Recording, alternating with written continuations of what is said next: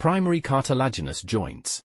Synchondroses are called primary cartilaginous joints because they are made entirely of hyaline cartilage.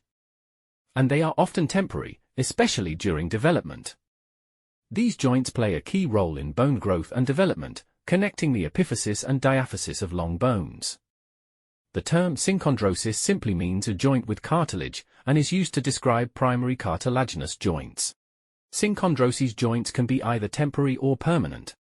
Temporary synchondroses are slowly replaced by bone tissue, and the bones eventually fuse, thus becoming synostoses, immovable joints.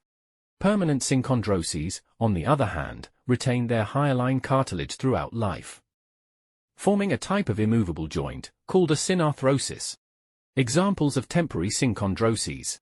These are found in the epiphyseal plates, growth plates, in long bones, where bone growth occurs.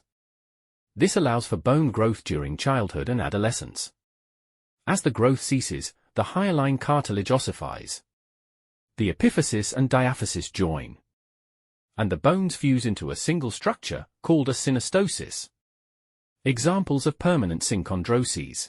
First sternocostal joint, between the first rib and the manubrium of the sternum. Costochondral joints, the connections between the anterior ends of the ribs and their costal cartilages. These joints retain hyaline cartilage throughout life. Why only the first sternocostal joint is synchondrosis, while the rest sternocostal joints are not? First sternocostal joint is a synchondrosis joint, meaning the first rib's cartilage is directly fused to the sternum, limiting movement. This structure contributes to the stability of the upper rib cage. Remaining sternocostal joints are synovial plane joints.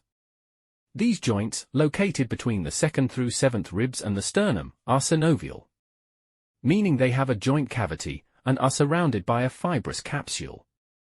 These joints are lined with hyaline cartilage and allow gliding motions for breathing.